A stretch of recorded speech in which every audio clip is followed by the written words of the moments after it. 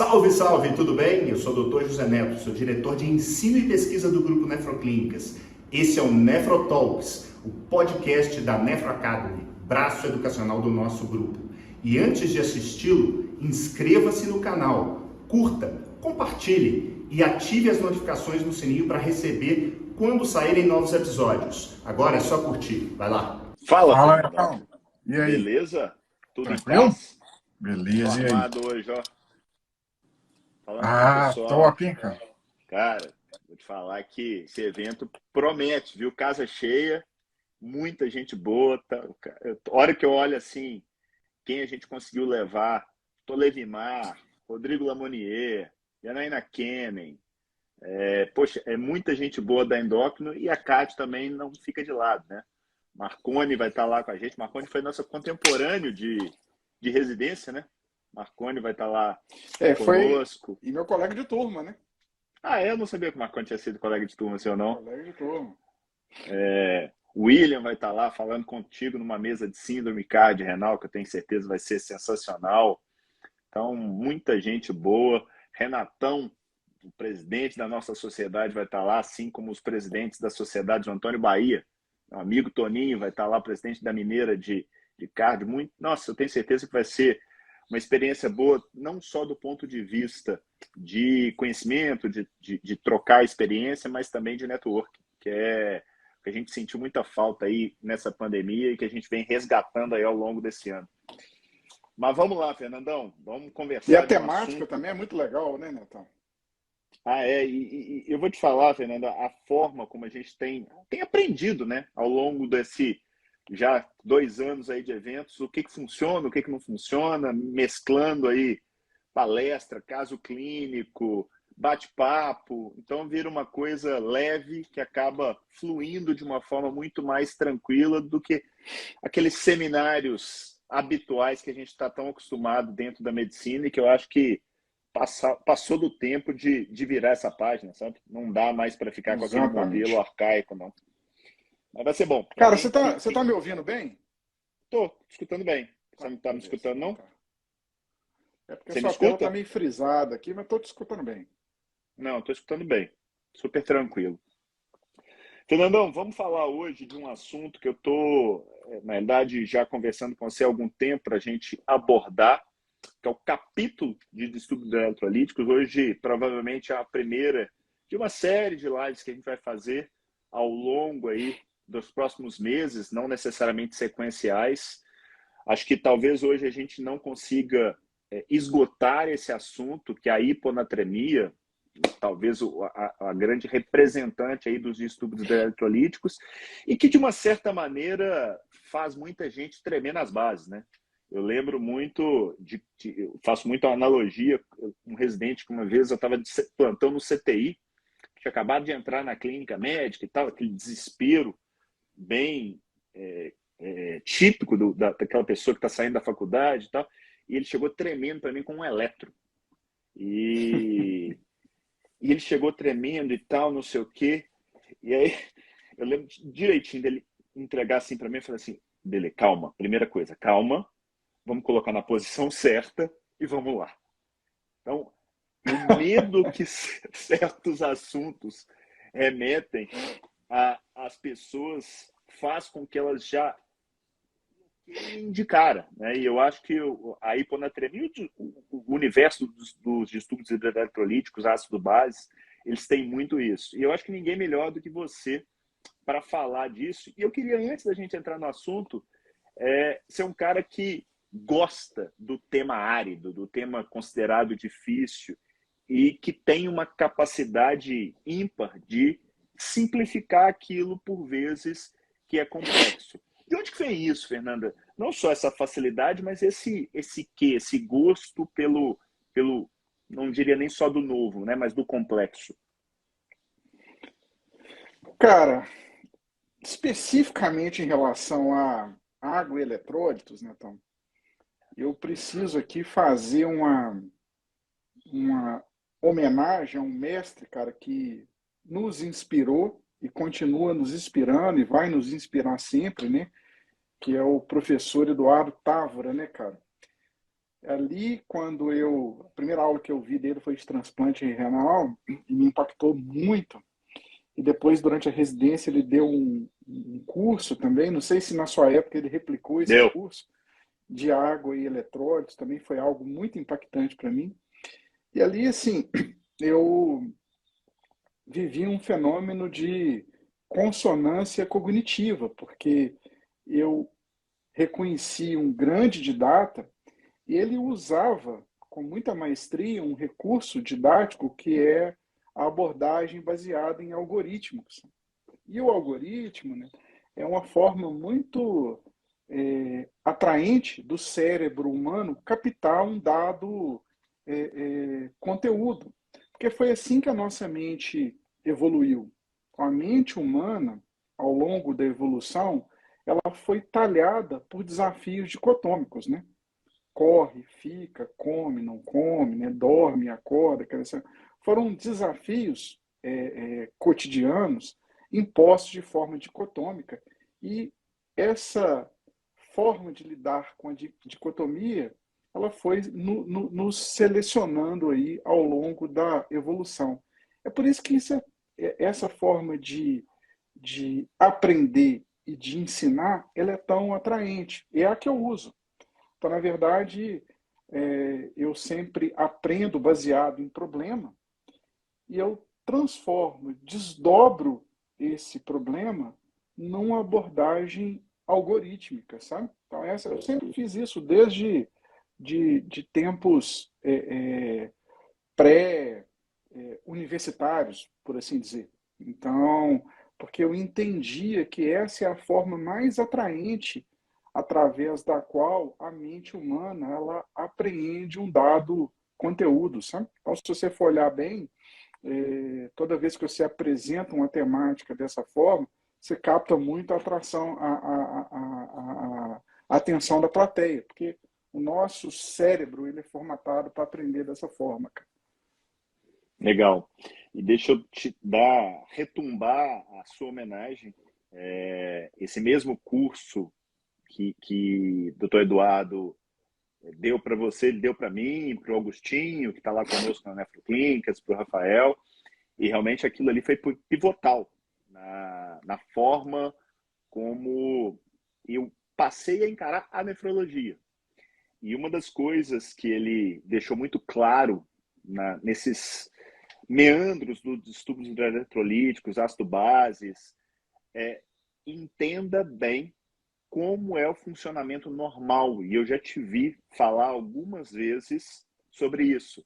A gente não partir necessariamente do problema doença, mas a gente entender como é que funciona, no caso, o rim e os seus coadjuvantes aí nesse processo, como que isso roda numa pessoa que não tem problema, porque depois fica muito mais fácil você entender a parte fisiopatológica.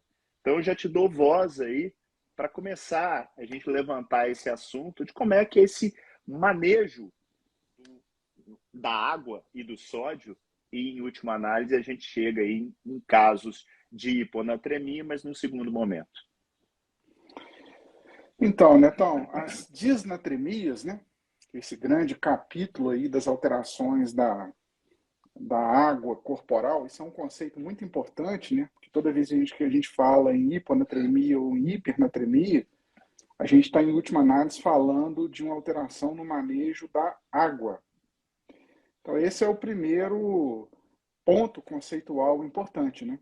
Então, toda vez que a gente abordar a hiponatremia, nós estamos fazendo menção ao manejo renal da água corporal. Então, esse é um conceito que precisa ser frisado, porque intuitivamente, numa primeira abordagem, a gente tende a achar que é uma alteração relacionada ao sódio, né? E, na verdade, é muito Perfeito. mais uma alteração da água do que do sódio. É claro que é uma desproporção, né, de eletrólito água, mas a gente, do ponto de vista do conceito, tem que pensar muito mais na alteração do manejo renal da água do que do sódio. E nesse aspecto, é importante que a gente também lembre os mecanismos renais de concentração e diluição urinária, né? Então, lidar, por isso que às vezes o tema é tão desafiador, né? Porque esse é um dos capítulos mais instigantes da fisiologia renal. Então, os mecanismos de concentração e diluição urinária, eles não são facilmente apreensíveis, né? Você tem que gastar um tempinho para aprender esse assunto, mas o seu conhecimento ele é fundamental para que você possa fazer o manejo adequado o manejo terapêutico adequado dessas condições, né? Então, é importante que o nefrologista, que o clínico se debruce um pouco nos mecanismos renais normais de concentração e de diluição urinária. E eu vou te falar, assim, é engraçado porque realmente é contraintuitivo, né? Quando você fala em natremia, o tempo inteiro a gente está pensando em sódio, e você tem N condições onde o sódio pode estar aumentado e mesmo assim você tem uma hiponatremia, o sódio pode estar normal e ele pode estar baixo, né? E a resultante final acaba sendo essa desproporção que, em última análise, faz com que o sódio sérico caia. Você quer ver um exemplo, talvez, que a gente possa usar um aspecto terapêutico para ilustrar algo do manejo renal de água e eletrólito, concentração e diluição urinária? Então, existe um limite, né, então, inferior, um limite inferior de diluição urinária. Vamos colocar aí algo próximo de 50 miliosmóis por quilo, né? O rim não consegue diluir a urina muito mais que isso. O que vale dizer que mesmo nesse cenário extremo de diluição urinária, você precisa de alguma carga de soluto. A gente não excreta a água livre, né? Então, você precisa de alguma carga de soluto. E é por esse motivo que, quando a gente for falar um pouquinho de tratamento, é que você dá soluto para tratar a hiponatremia, porque você permite a excreção de água livre. Não é possível excretar água livre sem uma mínima carga de soluto. Então, quando você dá um cloreto de sódio, por exemplo, para uma ureia, para tratar uma hiponatremia em situações específicas, o que você está fazendo, em última análise, é permitindo que o rim use o seu mecanismo de diluição urinária para excretar água com alguma carga de soluto, ainda que muito diluída, percebe? Então não é possível a gente excretar água livre, né? A gente acha que, na verdade, a relação é direta, né? Você dá soluto para fazer um aumento direto da natremia, não. Você dá soluto para permitir a excreção de água livre, num cenário de urina minimamente diluída. Então, você veja que insight terapêutico interessante, baseado aí nesse conceito da fisiologia renal. E aí eu já vou puxar desse conceito que você trouxe um que é bastante importante, por vezes não tão bem entendido, mas fundamental para a gente tratar desse assunto, que é a questão da osmolalidade urinária, não só urinária como sérica também, e a questão da tonicidade, que é algo que parece ser a mesma coisa, mas que faz toda a diferença na hora da gente entender o que acontece em situações que eventualmente você pode ter uma alterada e a outra não, e você pode ter cenários distintos nessa situação. Como é que você consegue passar isso para alguém que está chegando aqui agora e quer falar assim, não, qual que é essa diferença e por que isso é tão importante? Então, osmolalidade, ele é um conceito químico, físico-químico, que diz respeito à relação de soluto e de solvente. Então, guarda uma certa relação com a concentração de um dado soluto, de um dado osmol. Esse osmol, ele pode ter capacidade ou não de promover a mudança da água entre dois compartimentos. Para que isso aconteça, esse osmol ele tem que estar preso num dos lados do compartimento, separados por uma membrana celular. Ele não pode trafegar livremente através dessa membrana. Porque caso esse tráfego seja livre, a concentração desses osmóis se iguala e você não tem trânsito de água. Então, de tal sorte que para um osmol ser considerado ativo e, por conseguinte, ter força de tonicidade, ele não pode passar livremente pela membrana celular. O sódio, um exemplo, é o protótipo de um osmol ativo. A glicose, em determinadas situações, também funciona com um osmol ativo.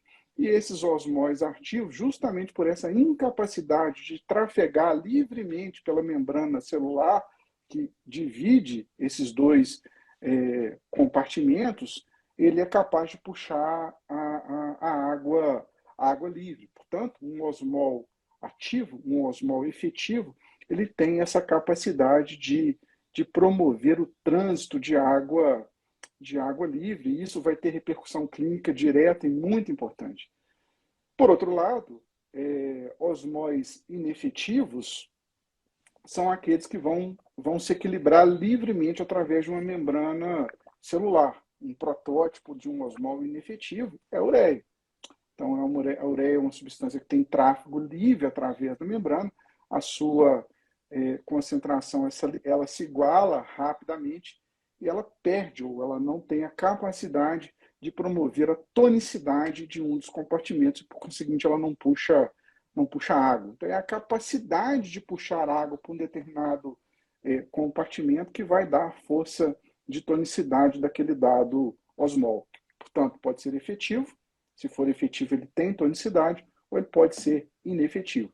Outro exemplo clínico, que tem implicação clínica importante, né, então, são os álcools, né?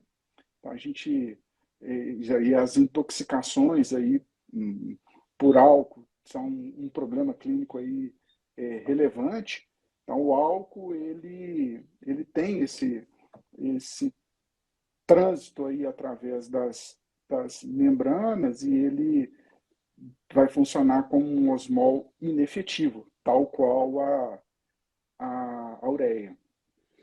E eu acho que, do ponto de vista clínico, fica claro agora do porquê que a tonicidade é importante numa situação de edema cerebral, né? Porque você pode ter alterações da osmolaridade, mas se você não tiver alterações da tonicidade, você não está exposto a essa situação que é catastrófica muitas das vezes, num cenário de distúrbio eletrolítico como as disnatremias.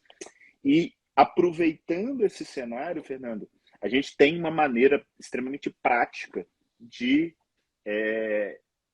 calcular, mesmo que de forma grosseira, qual que é a nossa osmolaridade. Porque, do ponto de vista prático, quando você pede isso no laboratório, às vezes você vai demorar, às vezes dias, quando não semanas, para conseguir o resultado.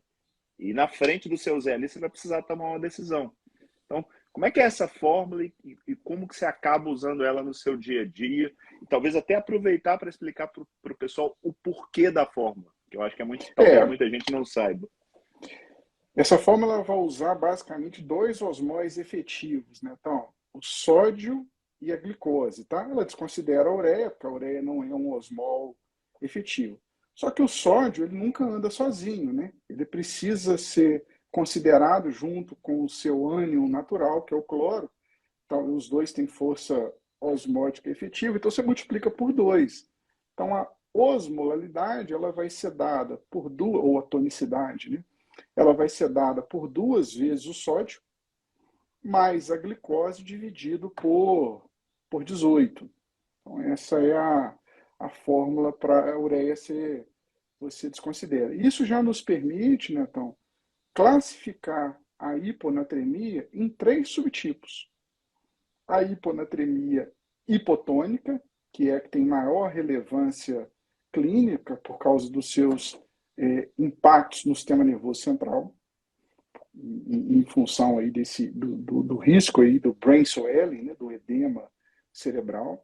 Você pode ter a hiponatremia isotônica e a hiponatremia hipertônica. A hipernatremia hipertônica, o exemplo mais frequente na prática clínica é a hiperglicemia descontrolada, né? Então, como a glicose ela funciona como um osmol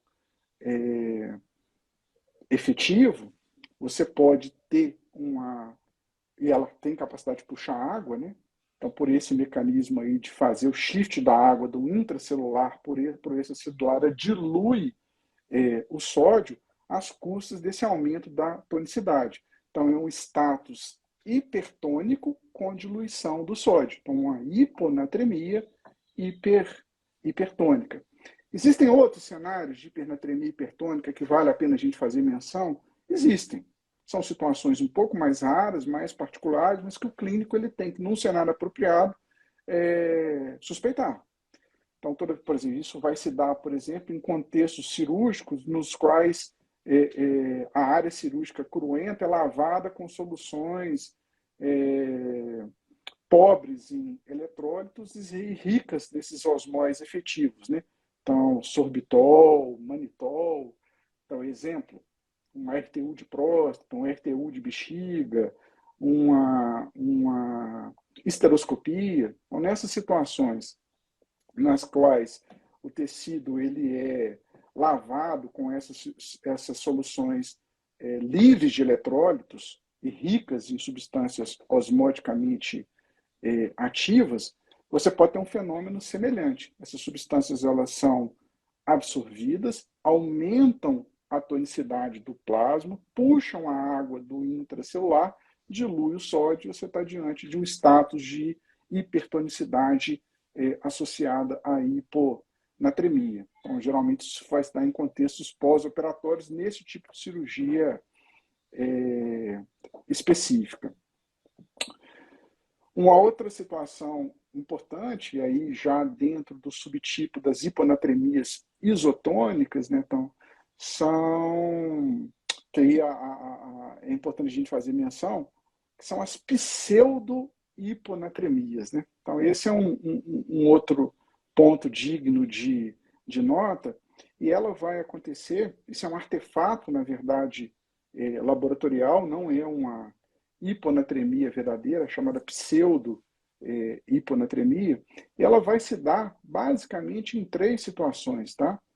Situações nos quais o soro está muito lipêmico às custas de triglicéride, né? Então, geralmente, hipertrigliceridemias malignas, elas podem provocar esse artefato. A outra é na hiperproteinemia, geralmente nas gamopatias monoclonais, acima de 10 gramas por litro aí de concentração de proteína monoclonal, esse fenômeno ele pode acontecer. E nas icterícias obstrutivas, que existe um refluxo de um tipo específico de lipoproteína, que também provoca esse fenômeno. Nesse caso, o sódio ele é normal, só que ele é dosado de forma errada, produzindo um artefato de leitura, e aí você precisa de técnicas laboratoriais específicas, com eletrodos sensíveis, para que você possa fazer o diagnóstico mais acurado. Mas a suspeita clínica ela é importante, tá, Netão? Para esse fenômeno.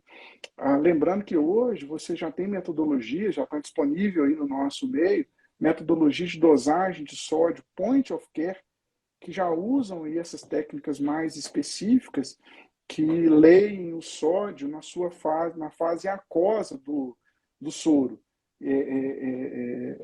contornando esse efeito aí de artefato que essas condições que eu mencionei ela provoca. Então é importante lembrar aí dessa condição clínica.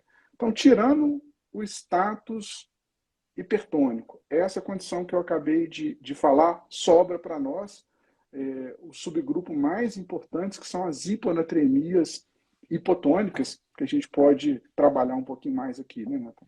E tem até como dica prática, na situação de hiperglicemia, tem um cálculo grosseiro que é feito, que para cada aumento de 50 miligramas por decilitro na concentração da glicose, a gente tem mais ou menos uma queda de 1 ponto no sódio. Então, dá para se ter uma ideia ali, batendo o olho e falando, não, o sujeito está com 500 de glicemia, você tem um delta aí de 300, 350, então faça essa conta, porque você já tem uma ideia que aí tem um sódio que está 6, 7 pontos mais baixo em função disso, dessa hipertonicidade gerada pela hiperglicemia, como você bem salientou. Então, do ponto de vista prático, tem uma hiponatremia, tem que ter uma glicemia, coisa simples de ser feito, e olhar o cenário, né? Se é um cenário que pode estar fora desse grande grupo das hiponatremias hipotônicas que respondem pela enorme maioria das situações que a gente tem. E aí eu acho que a gente tem que entrar num segundo conceito importante depois da tonicidade, que é, como você bem salientou, como é que o nosso corpo maneja a água, né? Porque você tem o drive da tonicidade, você tem um drive cerebral ali no terceiro ventrículo ali, você tem o ADH, que acaba sendo produzido e tem toda a sua ação. Como é que isso funciona, Fernando, do ponto de vista prático e até o que se eu tenho uma situação de tonicidade versus uma situação de volemia, como é que o nosso corpo vai responder a isso? Então, esses osmoreceptores, né, Netão, são esses sensores que captam e mantêm numa faixa muito estreita a nossa osmolaridade, ou de maneira mais refinada, a nossa tonicidade. Eles têm um grande ator, efetor desse controle, que é a vasopressina, né? Então, esses osmoreceptores, quando eles detectam isso em situações fisiológicas, né, quando eles detectam uma queda da tonicidade plasmática, você vai ter uma inibição da liberação da vasopressina e, por consequência, um aumento do clearance de água livre. Então, essa alça ela vai permitir aí esse fino controle da tonicidade plasmática. Lembrando que a vasopressina ela responde também a sensores de volume. E do ponto de vista da nossa fisiologia, os sensores de volume eles têm primazia sobre os sensores de tonicidade. Isso também é algo bastante intuitivo, né, Netão? Porque em situações ameaçadoras de vida, a coisa mais importante a se preservar para manter a perfusão de órgão nobre é exatamente a volemia. Então, é bastante natural que a evolução tenha adotado esse sistema de regulação com uma preferência, uma primazia pela volemia. Pela volemia. Então, é a volemia, na verdade, que ela comanda. Então, você tem estímulos osmóticos e não osmóticos para liberação ou inibição do ADH, da vasopressina.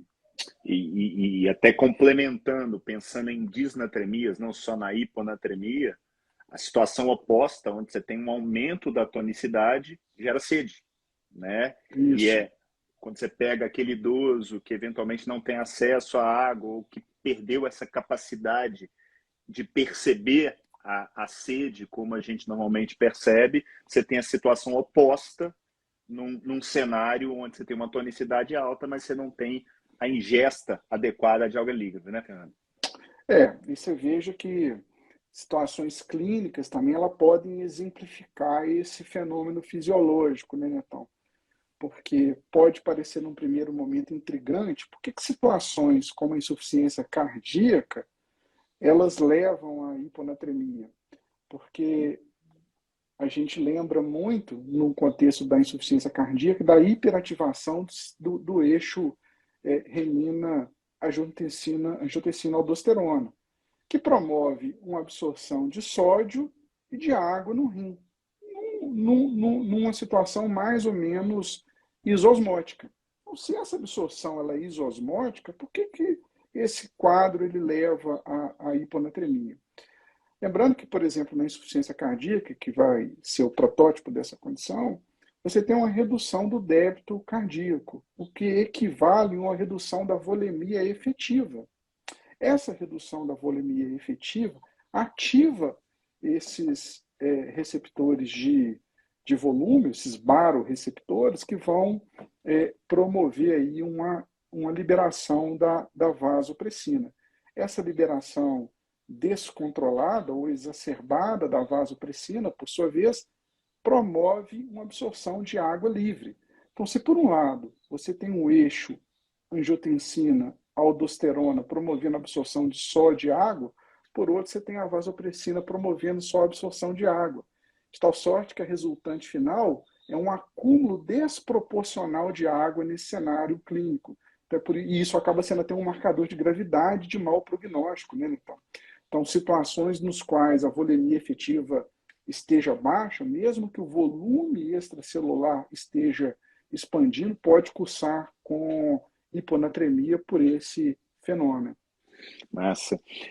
Você comentou do estímulo não osmótico relacionado à liberação da vasopressina, relacionado à questão volêmica. Só que tem outros estímulos não osmóticos e em cenários, principalmente hospitalares, eles são bastante frequentes e bastante subvalorizados. Eu queria que você falasse um pouquinho disso.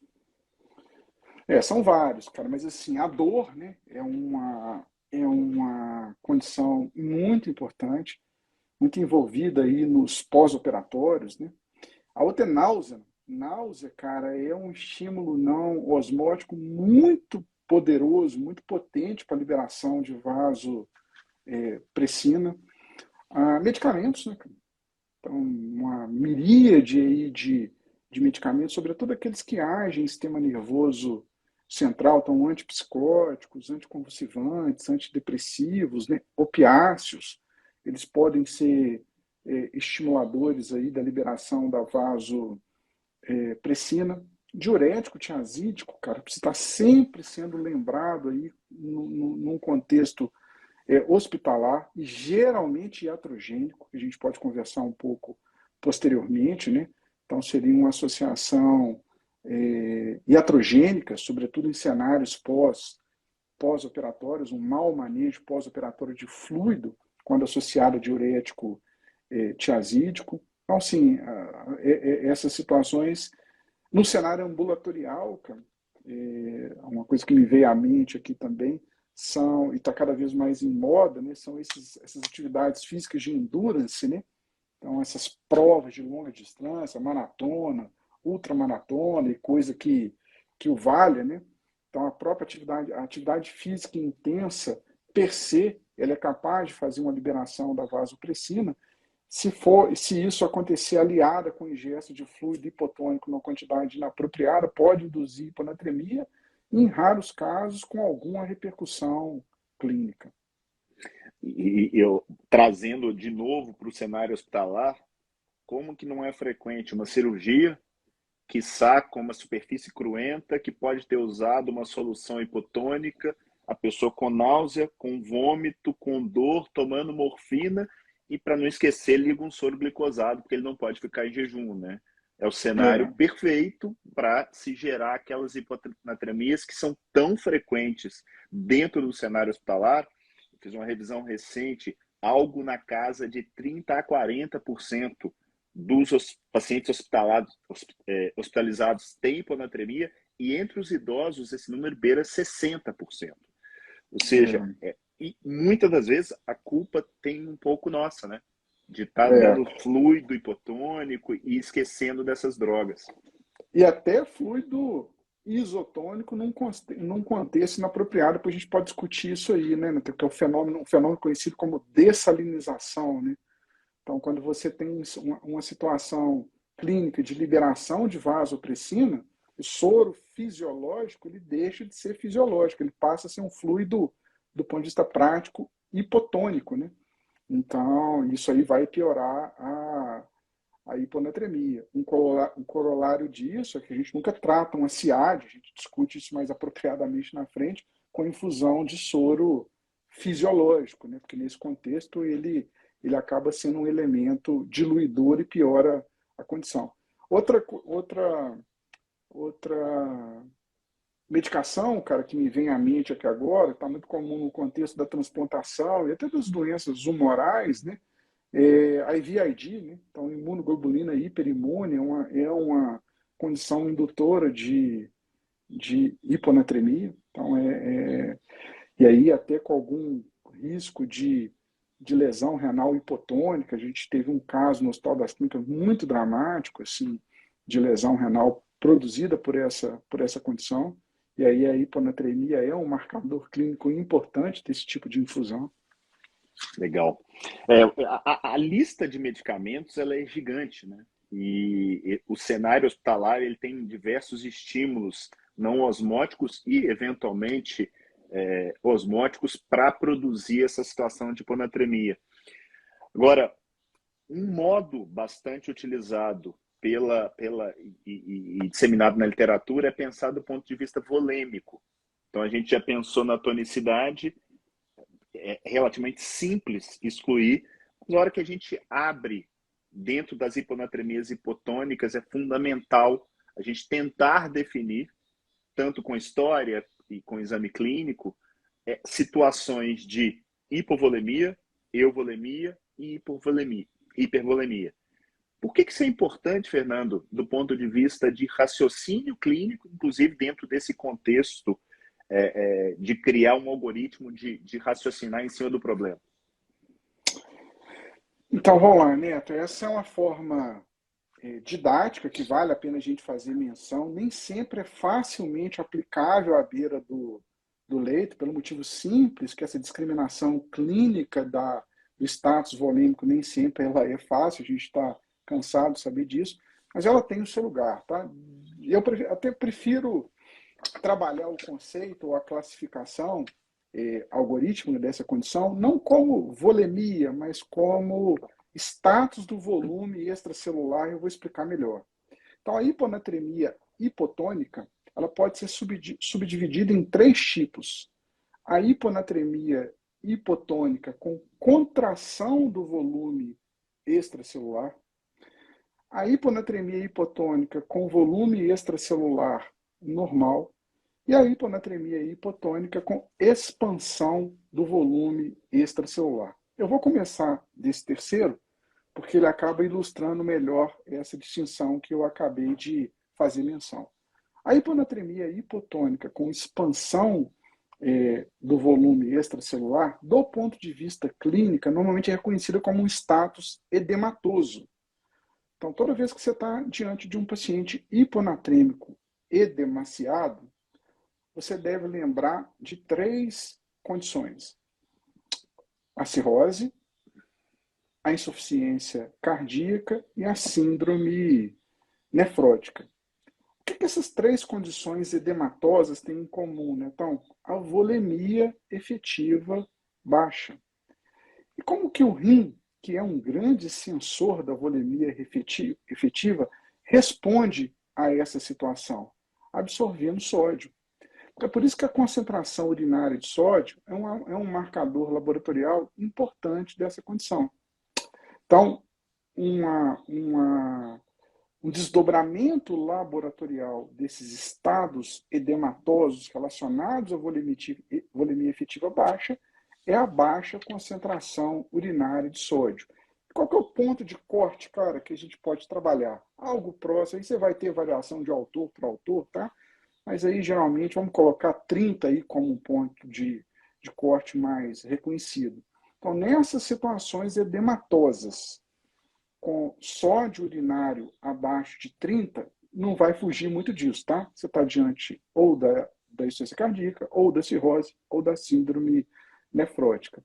Mas tem um outro cenário, de hiponatremia hipotônica com expansão do VEC, que o sódio urinário está alto. São as disfunções renais crônicas ou agudas, que podem estar ou não associadas com o status edematoso, né? Mas aí o sódio urinário alto vai ser aí o marcador laboratorial.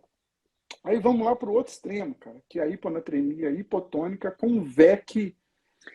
Antes de você passar, deixa eu passar uma situação que não é infrequente, inclusive você vai coordenar a mesa que vai ter no nosso simpósio nefrocardiometabólico esse sábado, que é a síndrome cardiorrenal, que eventualmente você vai ter uma situação de insuficiência cardíaca com fração de ejeção reduzida num cenário de doença renal crônica associada.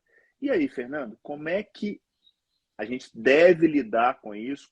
O sódio, nesse momento urinário, ele pode ajudar, ele não pode ajudar? A gente tem essa situação de estar usando normalmente diurético de alça Não, aí esse cenário, essa divisão aqui, ela é mais didática, né? Então ela perde um pouco o valor, primeiro porque aí o manejo renal do sódio vão caminhar em situações opostas nas duas condições. Em regra, você tem diurético associado, que aí também dificulta muito a interpretação. Então aí você vai lançar a mão de outros recursos propedêuticos para reconhecer essa associação de condições, tá? Aí o sódio, e lembrando, tá? Que também é uma coisa importante. Muita gente me pergunta por que a gente não usa o FENA, né? E usa concentração urinária Sódio. de sódio. O FENA ele vai ter mais valor quando o volume urinário, o débito urinário, ele é baixo. Em situações aí de diurese normal, de débito urinário normal, ou até aumentado, o FENA ele vai perder o seu valor, porque nesse contexto você pode ter FENA muito reduzido com manejo, sem ter um aumento da absorção tubular de sódio, tá? Então é por isso que a gente acaba elegendo a concentração urinária de sódio e não a fração excretada de sódio. Num cenário de insuficiência renal aguda e oligúria, aí o FENA ele ganha mais espaço.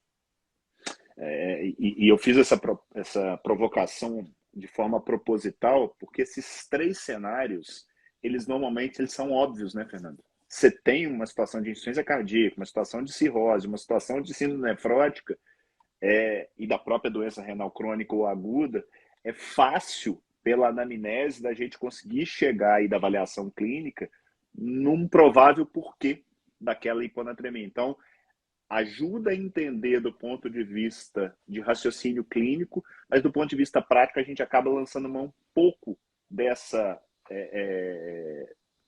dosagem do sódio no dia a dia, até porque normalmente você não tem isso tão rápido quanto você gostaria na grande maioria dos laboratórios. Ah, sem dúvida. E lembrando, né, nessas três condições, a hiponatremia, como eu disse anteriormente, ela acaba sendo um marcador de gravidade de mau prognóstico, nas três condições. Sobretudo na cirrose e na insuficiência cardíaca. A hiponatremia, por si só, no paciente hospitalizado, ela está associada com maior tempo de hospitalização e maior mortalidade, né? Exatamente. Então, não necessariamente é a causa, mas realmente abre o seu olho, porque esse aí é um paciente potencialmente mais grave. Exatamente. Né? Maravilha. Aí beleza. Então, aí nós vamos falar para o extremo oposto, que são as hiponatremias hipotônicas com volume extracelular contraído. Então aqui nós estamos falando de uma hipovolemia absoluta mesmo, né, Netão? Diferente da condição anterior, que aí a gente fez menção à redução da volemia efetiva. Então, nesse cenário, essa perda volêmica, ela pode ser renal ou extra-renal. Extra-renal, o mais comum, mais lembrado, mais frequente são as perdas gastrointestinais. Também o contexto clínico ele é óbvio e o sódio urinário ele pode ajudar, porque uma resposta fisiológica esperada é um aumento da absorção tubular de sódio e a concentração urinária de sódio nesse contexto ela vai estar baixa, geralmente abaixo de 30 mEq por litro. E nas perdas renais, associado, por exemplo, a diurético, a hiperglicosúria, o sódio urinário ele vai estar elevado, então geralmente acima de 30. E você tem uma situação intermediária, né? O terceiro grupo aí, o grupo do meio, que são as hiponatremias hipotônicas isovolêmicas. Então, lembrando que nesse grupo anterior, esse status hipovolêmico nem sempre é facilmente reconhecível, tá? E quando existe algum grau de suspeição dessa condição, você pode lançar a mão aí de testes volêmicos, né? Então, faz aí um insulto volêmico e vai avaliando tanto do ponto de vista clínico, inclusive até a resposta aí da natremia e do sódio urinário, da osmolaridade urinária. A osmolaridade a gente fala menos, porque ela é um parâmetro muito importante, tá? Mas a gente não tem ela muito disponível no nosso meio. Existe um quebra-galho, que é a densidade urinária, a gente vai falar um pouquinho mais dela, mas a gente acaba fazendo menos menção. O grupo do meio, que são as hiponatremias hipotônicas iso ou normovolêmicas, elas têm alguns representantes clássicos, tá? Que precisam ser lembrados. Dois deles, que são sempre lembrados, e acho que a nossa audiência já fez menção aqui, que é o hipotireoidismo, geralmente hipotireoidismo severo, tá? Então, são formas mais graves de hipotireoidismo que provocam alterações importantes da natremia, e a deficiência aí de glico e ou mineralocorticoide. Então, a disfunção adrenal, ela pode ser também uma responsável pela hiponatremia. Então, aí você precisa, de fato, pesquisar ativamente essas condições. Então, uma dosagem de TSH, uma dosagem de cortisol basal e até um teste de supressão. Então, tem lugar nesse contexto. Por que isso é importante? Porque a condição mais relevante nesse subgrupo, ela se trata de um diagnóstico de exclusão, que é a síndrome da secreção inapropriada do hormônio antidiurético. Então, o termo é bastante adequado, né, e representativo, porque diante de um cenário de hiponatremia hipotônica, a resposta fisiológica que a gente esperaria era uma urina diluída. E toda vez que você tem um cenário laboratorial de hiponatremia associada com um aumento da osmolaridade urinária, geralmente uma osmolaridade urinária acima aí de 300, ou uma densidade urinária acima de 1.010, isso aí é mais frequente para a gente, lembra da possibilidade de SIAD. Então, a SIAD ela vai acontecer geralmente do ponto de vista laboratorial com esses marcadores, né? Então, a hiponatremia associada com uma osmolaridade urinária alta, uma densidade urinária inapropriadamente elevada e um sódio urinário normalmente também elevado, acima de 30 mEq por litro. Então, sódio urinário alto, osmolaridade urinária acima de 300 e densidade urinária acima de 1.010 compõem, de certa forma, uma tríade laboratorial que caracteriza essa condição que é muito prevalente, que a gente tem que estar sempre lembrando no contexto da hiponatremia hipotônica iso ou normovolêmica. Aqui também, Netão, tem algumas diferenças laboratoriais que podem ajudar, tá? Então, na SIAD, existem dois marcadores laboratoriais também que valem a pena a gente fazer menção. A hipouricemia e a redução da concentração sérica de ureia. Por quê? Porque na SIAD você tem um aumento do clearance dessas substâncias. Então, a fração de excreção de ácido úrico de ureia, que é facilmente calculável, ela está aumentada na SIAD, ao contrário da hipovolêmica, que normalmente a ureia vai ser alta, o ácido úrico vai ser alto. Então, aqui são duas chaves laboratoriais aí que podem complementar esse cenário propedêutico que te faria lembrar aí de SIAD. Então, ácido úrico baixo e ureia baixa. Eu vou resgatar algo que você já comentou em algum momento aí da live, e eu acho que o cenário agora é bom para a gente discutir. O que acontece nesse sujeito que está tendo inapropriadamente secreção de ADH fora daquele contexto que a gente já colocou de tonicidade e de volemia, quando você dá soro fisiológico para ele, que em tese é o que ele precisa se ele tivesse hipovolêmico, mas nesse caso a gente tem um sujeito que está euvolêmico e você pode inclusive piorar a situação vigente dele. Então, como a vasopressina está atuando aí o tempo inteiro, Então, ela vai agir no néfron, fazendo uma absorção da água livre. A urina vai ser excretada de forma muito concentrada. E esse soro, que na verdade ele é fisiológico, ele acaba funcionando como um fluido hipotônico. A imagem que a gente pode criar é como se fosse uma dessalinização, entendeu? Então você está dando um soro fisiológico, está eliminando o sódio de forma muito concentrada pela urina, às custas da vasopressina atuando livremente. O que sobra é água, entende?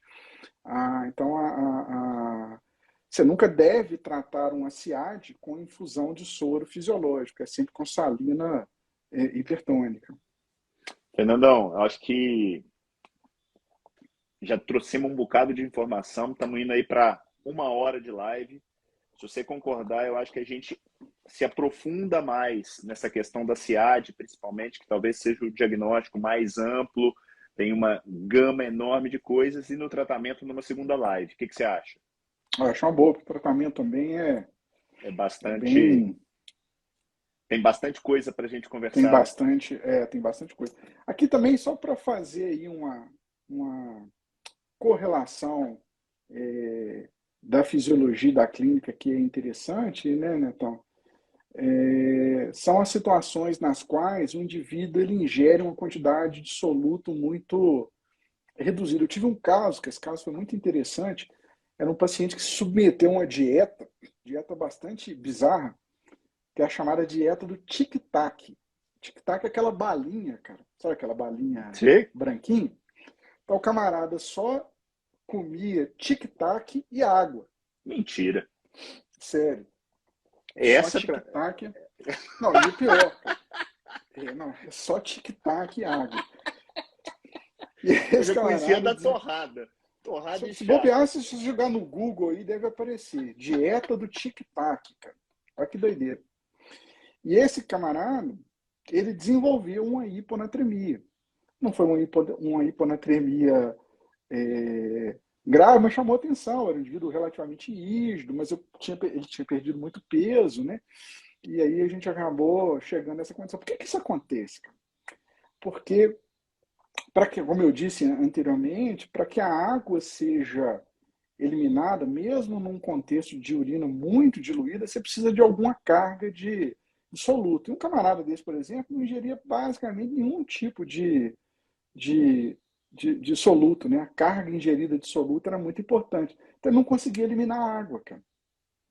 Então, é por esse motivo que esse tipo de indivíduo, por exemplo, os gravemente desnutridos, com ingesta proteica muito reduzida, eles têm uma propensão maior a desenvolver hiponatremia, porque eles não conseguem fazer, eles têm uma limitação, por assim dizer, na eliminação da água na água livre. Então, por exemplo, se você imaginar aí uma capacidade inferior de 50 miliosmóis por quilo de diluição urinária, uma pessoa que está ingerindo aí, sei lá, 200, sei lá, 100 miliosmóis, ele vai conseguir produzir no máximo 2 litros de urina por dia.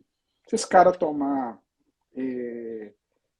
3 litros de água, ao cabo de uma semana aí, ele está francamente diluído. Então você vê que isso eventualmente acontece, cara, nessas dietas malucas aí. Então é importante ficar Mas atento. A gente acaba atualmente isso usando. não existe. As pessoas não fazem dietas malucas.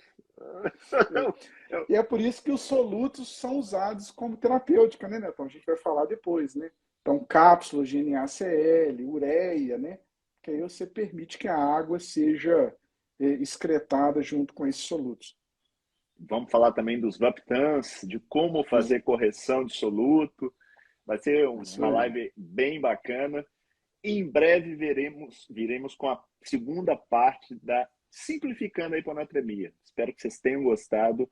Para quem quiser participar, está conosco lá, comigo, com o Fernando, timaço de nefrologistas, endócrinos, cardios, dia 6, agora sábado, o dia inteiro, aqui no Espaço de Inovação da Unimed BH, Nós vamos estar lá fazendo o primeiro simpósio nefrocardiometabólico. Tenho certeza que quem estiver lá não vai se arrepender. Clica no link que está aqui na bio, dá uma olhada lá no programa que está muito bacana. Nos vemos lá, né, Fernando? Muito bom, Netão. E aí, gostou do nosso episódio? Se sim, curta, compartilha, deixa seu comentário, se inscreve no canal e não deixe de ativar as notificações no sininho para receber quando saírem novos episódios. Valeu, até a próxima!